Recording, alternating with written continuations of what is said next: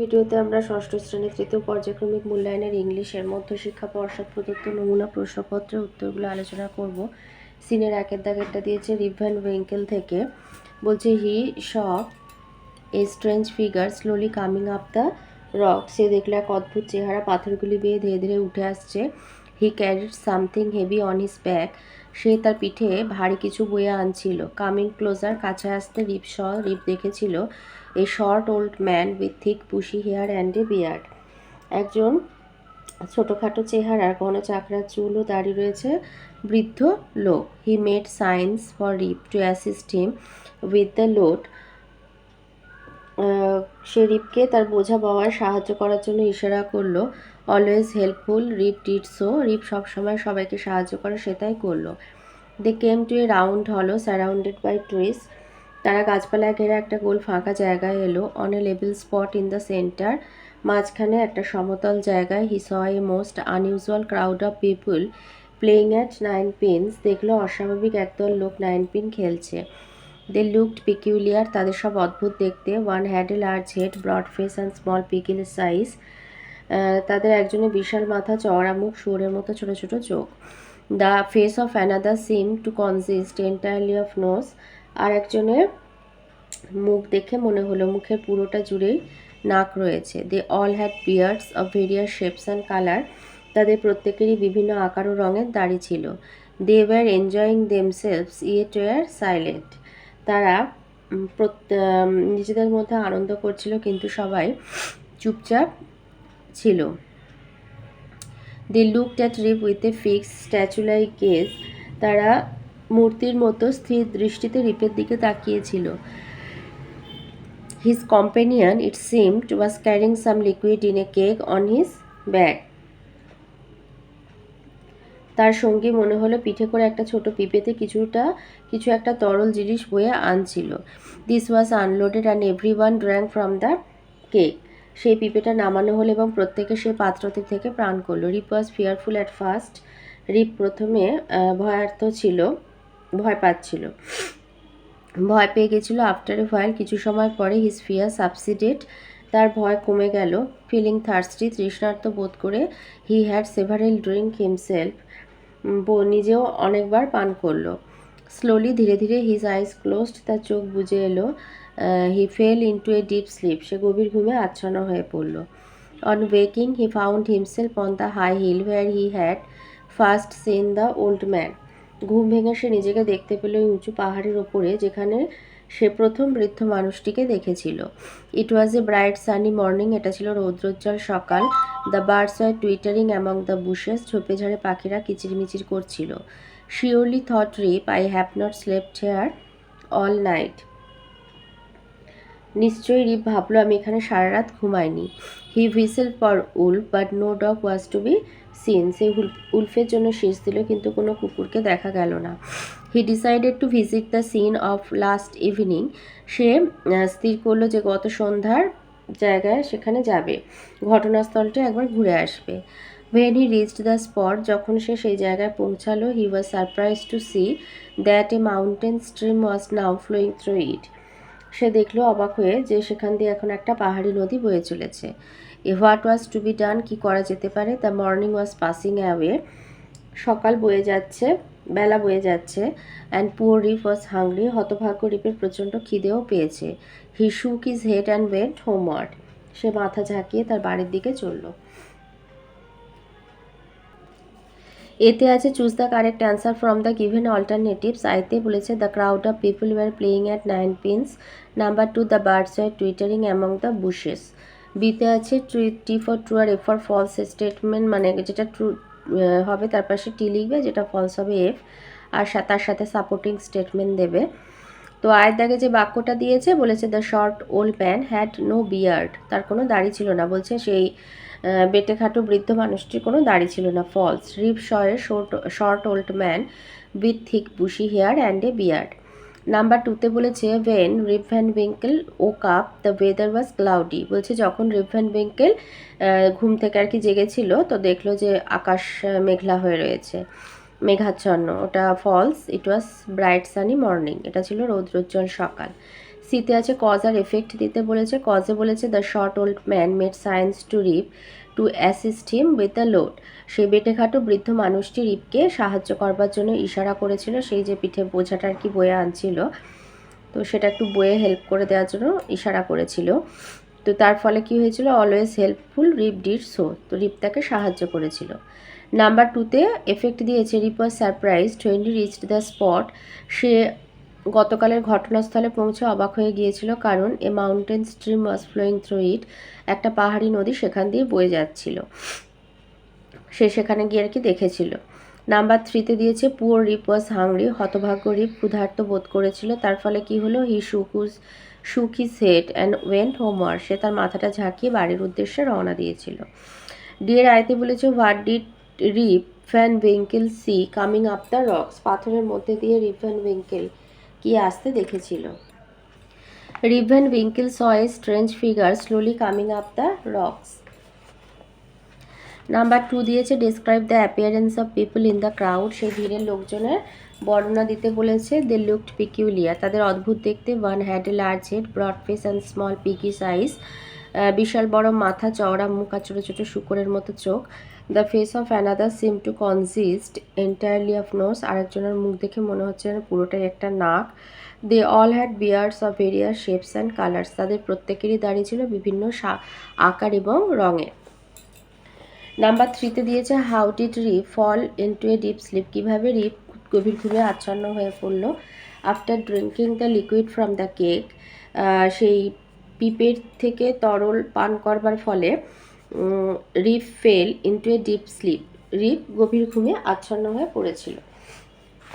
এবারে আনসিনে আসি, বলছে এটা একটা রিপোর্ট, মানে খবরের কাগজে যেরকম আর কি ঘটনার বিবরণ দিয়ে লেখে, তো সেরকম। এটা নিউ দিল্লি জুলাই 27, 27শে জুলাই নিউ দিল্লি একটা খুব ঘটনা, তো মানে বেরিয়েছিল খবরের কাগজে যে এপিজে আব্দুল কালাম ওয়াজ এ রকেট ইঞ্জিনিয়ার। এপিজে আব্দুল কালাম হচ্ছে একজন rocket engineer who evolved into a symbol of India's nuclear muscle before emerging as a middle class icon.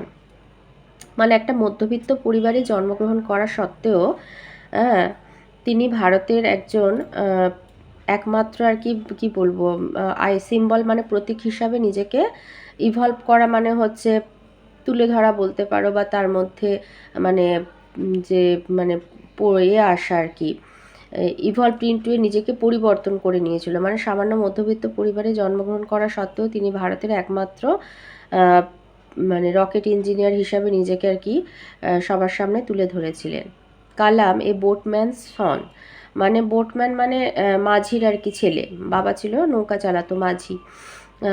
Who grew up in Rameswaram in the 1930s, 1930-এ রামেশ্বরমে জন্মগ্রহণ করেছিলেন। অ্যান্ড মুভ টু দ্য রাষ্ট্রপতি ভবন in 2002, 2002-এ যিনি রাষ্ট্রপতি ভবনে যান। Spain ডিকেটস engaged in India strategic programs, তো ডিকেট মানে বেশ কয়েক বছর বলতে পারো, স্ট্র্যাটেজিক প্রোগ্রাম মানে ভারতের গঠন যাতে আরও উন্নত হতে পারে, তো সেই ধরনের কিছু প্রোগ্রাম আর কি করেছিলেন, যেমন space, missile, nuclear weapons. Space মানে মহাকাশ, মিসাইল হচ্ছে সেটা একটা ক্ষেপণাস্ত্র, নিউক্লিয়ার উইপন মানে পরমাণু অস্ত্র, এসবের ওপরে আর কি উনি অনেক কি বলবো গবেষণা করা বা সেগুলোকে কিভাবে উন্নত করা যায়, তো এই সমস্তের উপরে আর কি কাজ করেছিলেন। বাট হ্যাড অ্যাজ প্রেসিডেন্ট, কিন্তু উনি প্রেসিডেন্ট হয়েছিলেন, লেকচার্ড the nation on social and economic development issues. As president হিসাবে তিনি কিন্তু জাতি এবং সমাজের মানে সামাজিক এবং অর্থনৈতিক দিক থেকে কিভাবে আর কি উন্নতি করা যায় তার উপরে তিনি লেকচার দিয়েছিলেন। আফটার হিজ প্রেসিডেন্সি, ওনার প্রেসিডেন্ট হয়ে যাওয়ার পরে কালাম কন্টিনিউ টু ট্যুর লেকচার, মানে প্রেসিডেন্সি হওয়ার পরে আর কি, প্রেসিডেন্ট হওয়ার পরে তিনি tour, lecture, visit academic and educational institution, বিভিন্ন শিক্ষা প্রতিষ্ঠানে আর কি যান, সেখানে বক্তব্য রাখেন অ্যাক্রস দ্য কান্ট্রি, সারা দেশের বিভিন্ন শিক্ষা প্রতিষ্ঠানে। Engaging in discourses on technology and society, technology মানে প্রযুক্তিবিদ্যা আর সমাজ নিয়ে আর কি সেখানে তাদের মধ্যে আলোচনা করেন। He join Twitter in January 2011 তিনি টুইটারে যোগ দেন and gained 1.4 million followers. Twitter মানে আমাদের যে ইনস্টাগ্রাম, ফেসবুক, টুইটার আছে, তো সেখানে তিনি যোগ দেন আর কি, এবং তার ফলোয়ার হয় 1.4 মিলিয়ন।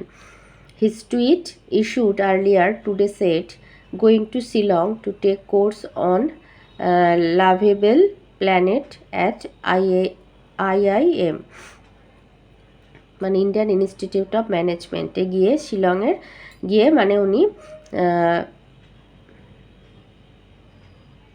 কোর্স করেছিলেন, টু টেক এ কোর্স।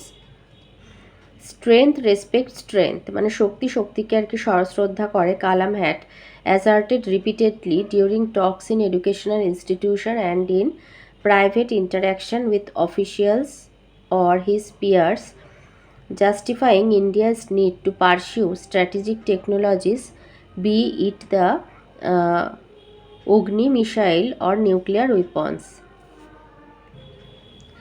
আচ্ছা, এখানে যেটা বলেছে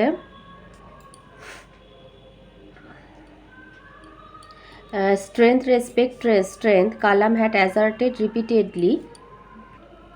আচ্ছা, এখানে যেটা আছে কালাম হ্যাড অ্যাজার্টেড মানে হচ্ছে জোর দিয়েছিলেন, রিপিটেডলি বারংবার, during talks in educational institution শিক্ষা প্রতিষ্ঠানে মানে গিয়ে কথা বলার সময়, and in private interactions with officials, মানে অফিসার মানে প্রাইভেট অফিসিয়ালস মানে হচ্ছে অফিসে যে সমস্ত আর কি কর্মচারী থাকে, অ্যান্ড হিজ পিয়ার্স মানে সমবয়সীদের, জাস্টিফাইং ইন্ডিয়াস নিড মানে ভারতের প্রয়োজন, টু পারসিউ মানে হচ্ছে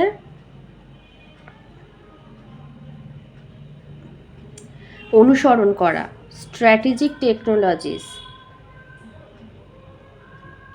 স্ট্র্যাটেজিক মানে কৌশলগত পদ্ধতি আর কি, কৌশলগত প্রযুক্তিবিদ্যা যে ভারতের প্রয়োজন আছে,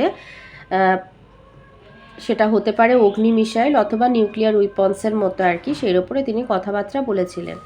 তো এতে আছে চুজ দ্য কারেক্ট অল্টারনেটিভস। আইতে বলেছে APJ Abdul Kalam was an engineer. Number 2, Kalam was the son of a boatman. Number 3, Kalam grew up in Rameshwaram in 1930s. 4 এ আছে in Twitter Kalam gained 1.4 million followers. 5 এ বলেছে the given text is an newspaper report. B তে আছে true false R supporting statement. I তে বলেছে Kalam grew up in Himachal Pradesh. False. Kalam grew up in Rameshwaram. Number 2, after his presidency Kalam continued with his lectures and academic visit. True. A supporting statement এইটা দেবে যে after his presidency Kalam continued to tour, lecture and visit academic and educational institution across the country, engaging his discourses on technology and society। যে BII বলে লেখা, এটা supporting statement, বিয়ের দাগের এই 2 নম্বরের। 3 এ দিয়েছে according to Kalam strength never respect strength, এটা false, strength respect strength according to Kalam. C এর আইতে আছে when did Kalam move to Rashtrapati ভবন।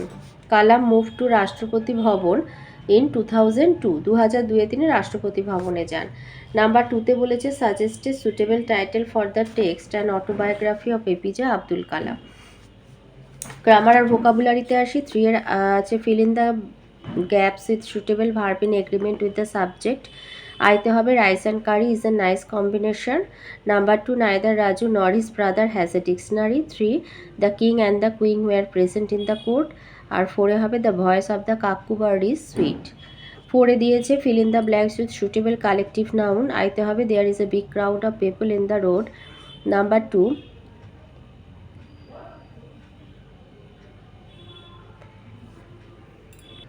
আচ্ছা এখানে দিয়েছে a dash of soldiers, army হবে না, আর্মি হলে অ্যান হবে, এটা দেবে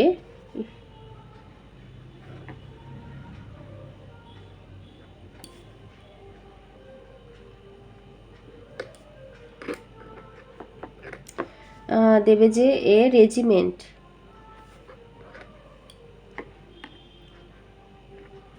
বা a unit of soldiers is in the, a unit of soldiers is in the battle field, এই ইউনিট করে দেবে। 3 এতে Rima gave me a bunch of roses. আর 5-এ আছে identify the type of sentence given below. আইতে আছে why are you shouting so much, question mark, why দিয়ে শুরু, তো ইন্টারোগেটিভ। নাম্বার 2 বলেছে hurray we won the competition, এটা এক্সক্লামেটরি। আর 3-তে please give me a glass of water, এটা দয়া করে বলছে আমাকে একটু জল দাও, এটা হচ্ছে ইম্পারেটিভ।